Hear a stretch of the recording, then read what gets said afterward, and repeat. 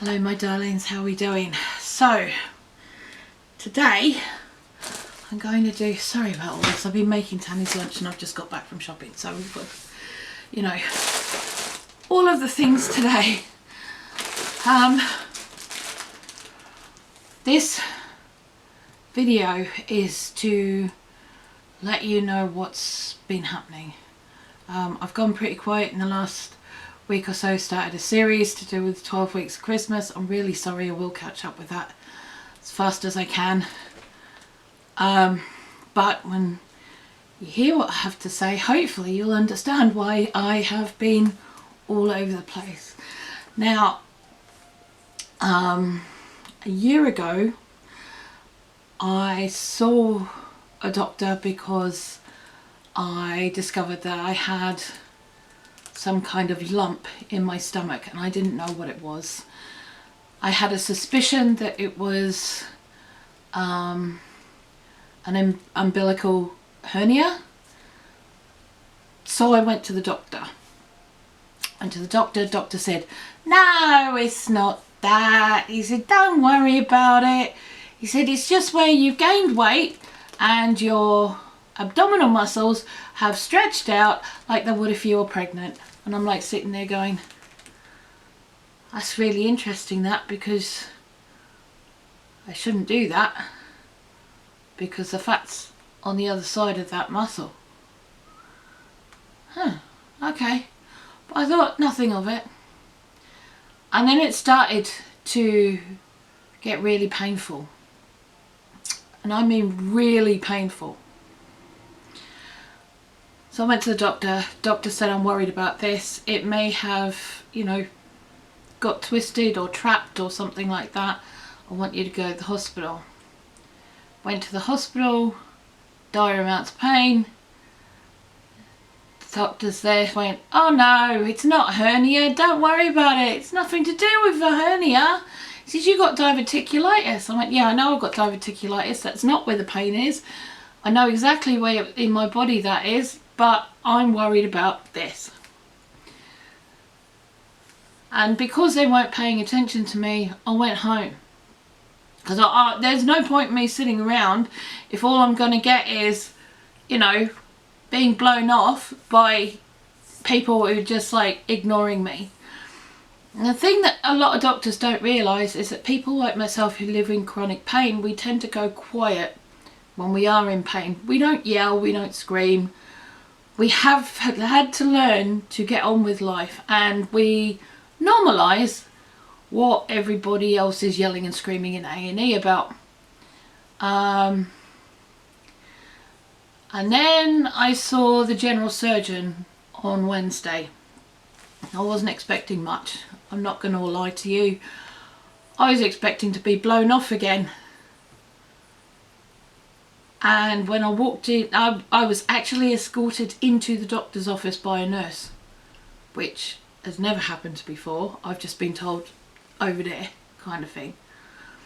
And the doctor just looked at me and said, are you with anyone? And I went, no. And they said, did you walk here? And I went, well, from the front door. I got a taxi. I'm not that much of an idiot.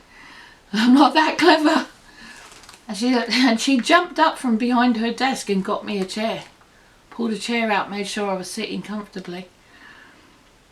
And I was like, okay, that's new. That's never happened before. And she said, I've spent all afternoon looking at your scans and going through your records. And I went, okay. And she said, how are you sitting in front of me having this conversation like a normal human being? And I'm like, oh, well, you guys asked me here. And she said, no. She said, I've seen your scans. You shouldn't be able to speak the way you are. How are you doing it? And I went, I don't know what you're talking about. I don't even know why I'm here at this point. And she said, well, you hear about the hernia. And I went, well, I was told it was inoperable because it was just this. She went, no. And I went, what? She said, no. She said, you had your gallbladder out. I went, yeah, 26 years ago. She said, you had keyhole surgery. I said, yes. And she said, well, where they put the camera in, just above your belly button, has torn open, and that's the hernia. And I went, I knew it. And she said, all I can do is apologise. She said, if I'd known, she said, I didn't get to look at your stuff until today. She said, everybody else has been looking at it. And I said, yeah, and everybody else has blown me off as just being a fat chick. I said, which they've done for years since I was your size. And because she's actually not that big. She's like a size 12. And she turned round to me and she said, all I can do is apologise. She said, but we need to take this seriously. You need surgery and you need it soon. And I'm like, okay. Fine. Okay, what do I got to do? What do you need me to do? She goes, well, she said, you're probably not going to want to hear this. I said, you want me to lose weight? She goes, well, it will help with the recovery. And I went, okay, fine. How much and by when? And she said, you need to lose about 1/3 of your body weight in 6 months. And I was like, what?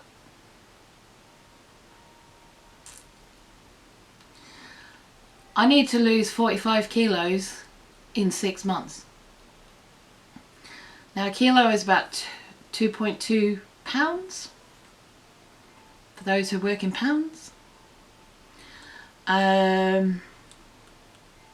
Yeah. So that's fun. And I'm like, okay. And she said, oh, and you can't eat anything that's going to put pressure on your intestines. I went, why? And she's like, I said, what do you mean by that? She goes, no solids. And I'm like, you're not making my day here. I said, well, I eat a plant-based whole foods diet mostly anyway. So what you're telling me is soups and smoothies. She said, pretty much soups, smoothies, juices. You can do that, but nothing else, nothing solid. And I went, does that include Christmas? She said, I'll let you off for Christmas. And I said, well, my birthday's 6 days later. And she's like, all right, you can have your birthday. So for the next 6 months, I have to eat soups, smoothies, and pretty much juices and anything liquid. That is my life for the next 6 months, possibly longer. Whew. Not made easier, may I add, by the fact that the supermarket today, I broke down in the fruit and veg section because the prices have doubled in the last month. And I'm like, what do I do? What do I do? Thankfully, I found lots of these yellow stickers, which is very cool. Anyway, to the next bit. Hi guys, Editing Blue here, and part of this video didn't for some reason record. I have no idea why. So the bit that I'm going to talk to you about right now is the exercise bit, which was absolutely one of my biggest concerns. All right, I have limited mobility at the best of times. My best ideas for being able to do low impact exercise would be yoga and swimming. Well, those are out. I'm not allowed to do any sort of bending, stretching, twisting, lifting, weightlifting, high impact, any of that kind of stuff. That means that from here to my hips is moving in any way, shape or form. I'm not allowed to put any stress on that area at all. So when I said to her, what do I do? She was like, well, you need to find something that's zero impact. And I said, well, I have a rebounder at home. I can use that. She goes, yes, you can only do the health walk on it though. That's it. That's it. If you want to go for a walk, you're going to have to go with someone. If you want to go and do the shopping, you're going to have to go and go with someone to do that. And I'm like, right, this is the point where I'm going to tell you I just went and did the shopping today myself, because it's probably the last time I'm going to get to do it for the next, I don't know how long, by myself, as a grown-up, you know, able to do these things. So yeah, I did take the risk, and I decided that I would do it myself today. So that's where we're at. So my exercise, I'm not allowed to, like I said, I'm not allowed to swim, not allowed to do yoga, not allowed to do running, not allowed to do long walking, unless I'm with somebody, and the chances of having someone to go for a walk with me on a daily basis are pretty slim. The reason being that if I fall, I could end up back in the hospital, or I could end up in a much, much worse situation that could mean game over. If I fall straight on my face or my front, I could actually explode the site, which is quite terrifying to think about. I don't want to think about it very long. So she gave me a list of things to keep an eye on. She said, if you're feeling nauseous, well, I've lived with feeling nauseous for the last year. So she changed that to, if you start vomiting. Like, yeah, okay. So I have to keep an eye on that. I have to keep an eye on if I am feeling any pain in that area or extra discomfort than I normally would. If there is a red mark or rash across my front, especially around the site, then all of those things will take me into the hospital. I'm not allowed to wear any tight clothing. I'm only allowed to wear things with an elasticated waist if I wear anything that is waisted. So only jeggings, no jeans. My skirts, I can only wear the ones with an elasticated waist. So it's interesting. Anyway, back to the next bit. This isn't all she hit me with. 12 years ago, I was diagnosed with diverticulitis back in 2011, and I was hospitalised 3 times with it, each time for a week. Never did anything about it. They weren't really that interested in it and whatever. She's actually really angry about it because they should have taken out about 8 inches of my colon, my large intestine, because it was dying. Turns out 12 years later it's not much better, as you can imagine, and I'm facing having 8 to 10 inches of it removed once they fix the hernia. But they can't do that before they fix the hernia. The hernia's got to be fixed first, and then they've got to fix the diverticulitis, which means this is one of the main reasons that I can't put any pressure on my digestive system, because it cannot be allowed to get worse, which is why the liquid diet. The liquid diet is not just for me to lose weight, it's not just for the hernia. The more important part is for that diverticulitis to either settle down a bit and heal a bit.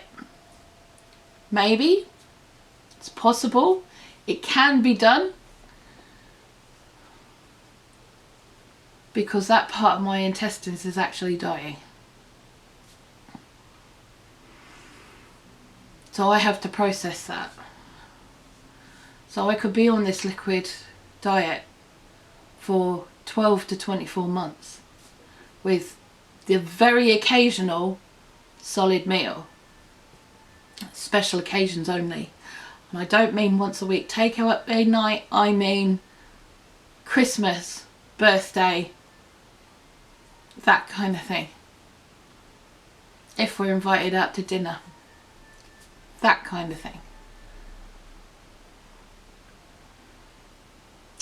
This is a lot of news for me to take in. As you can imagine, this is why I've gone very quiet. Because it means an entire lifestyle change for me. So you're going to be seeing a lot of things that are happening very differently. I will still be doing my recipe videos as I do them, because Tunny still needs to eat, Bam still needs to eat. We've got kids between us that are popping in and out all the time. I've got the grandkids turning up now, so obviously I'm still going to be cooking the same way anyway. If any of you are interested in the soup and smoothie recipes I'll be doing, I'm more than happy to share those with you. I will still be continuing with the 12 weeks of Christmas. Obviously we're a lot further along at this point. We've got about 9 weeks at this point, but I'll get those sorted out so that they're in order and that you've got them there. So a couple of saving graces that I've bought myself today, that if you ever find yourself in this situation and do find it difficult because of the cost of fruit and veg and certain ingredients, this may help. Okay, so number one, absolutely go and do your shopping between 7 and 8 o'clock in the morning. Now the reason being is that everything is marked down. All of the really good stuff is marked down. I got 3 bags of spinach for 90p each instead of £2.25. Okay, 3 of them, right?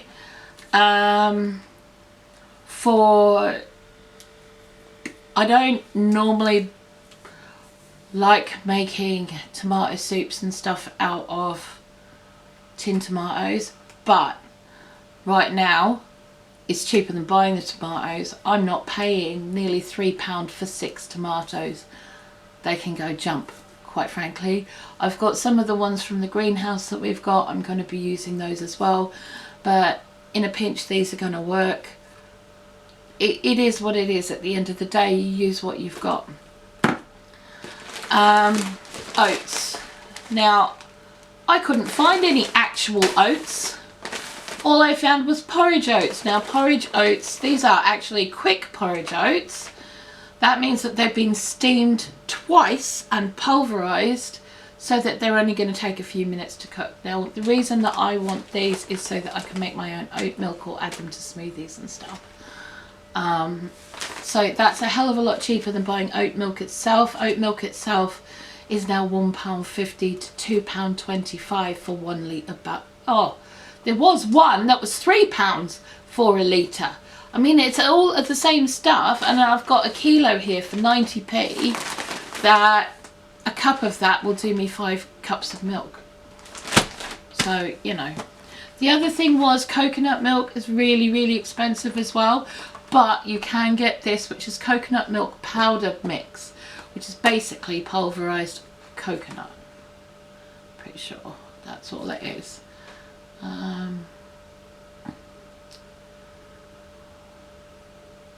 Ingredients, coconut. That's it. There's a bit of maltodextrin. It does have milk protein in it, which is sodium caseinate and stabilizer. But do you know what? At the end of the day, that cost me £2. That is going to make me probably 5 litres of coconut milk. And coconut milk, again, is somewhere between £2.25 and £3 a litre. So, you know, screw that. I've got tins of coconut cream and stuff as well. I have saved myself a little bit. I'm like, I was naughty and I bought a few of these. I really like these. Alpro vanilla yogurt. I've also got a couple of plain ones so that I can do some curried soups. They're plant-based, I think. Yeah, these are soy-based ones. I'm good with that. I'm good with that. I don't need extra calcium. It's got calcium in it though, and it's got vitamins B2, B12, D2 as well. Yes, there's sugar in it, but you know what? I can't have more Haribo. So I don't care right now. I really don't. Okay, so what I'm going to be doing today is I'm going to be starting off making my soups. I'm going to be making my smoothies. Well, probably not the smoothies right now, but today is the day that I've got to start, and we've got to get on with it, and that's what we're going to do. If you want to see a video diary of how I go from a week to week basis, I'm not going to do it on a daily basis. I'm happy to do it on a week by week basis, then let me know in the comments below. But that's what's been happening. It's why my health one of the main reasons, apart from the women's health issues I've had, why my health has been so up and down, because this has not been dealt with properly, and all my surgeon could do was turn around and apologise for her colleagues. She understands my frustration when it comes to seeing a local doctor, because her daughter has long-term health conditions. She's also put it in my notes that my baseline pain level is an 8 or 9, so if I tell them I'm on a 7, they need to get me some help, and immediately. She's also said that she's put it in my notes that I internalise the pain and I've normalised this level of pain. The other thing that they have said is that I will have to have a psychologist at some point, because once they've fixed this, my main pain is my back and my hips, okay? On any given day, that is my back and my hips. I get uncomfortable around my stomach, but I've normalised a level of pain that literally cripples other people, which means that my back and my hips are in serious trouble. Because if I can feel those over everything else that I'm feeling, there's something seriously wrong, and they need to take a very serious look at it. So, and I haven't seen a neurosurgeon or anything like that for my back for quite some time. So she's going to be getting someone to look at that, and a psychologist as well, because when that hits me, it's almost going to be like I re-injured everything all over again, because that's all the issues I've had in my stomach have been masking the pain in my back and hips. And some of you already know how bad my back and hips can get. So yeah, it's gonna be fun. It's gonna be a journey, and you know what? We're gonna do this. So if you guys want to find out more, let me know, and I'll see what I can do for doing stuff. I'm going to be putting the smoothie and soup recipes on my blog. There is a link to that down in the description below. And the recipes for it will be put on Patreon, as well as recipe cards, as those blogs come out. So yeah, I will see you guys later. Thanks for hanging in there with me, guys. I really do appreciate it.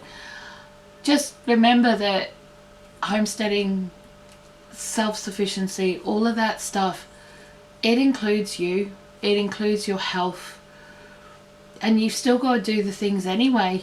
We all know that.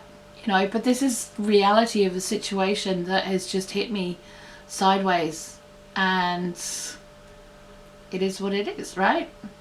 We still got to get on and do things. So I will see you guys later.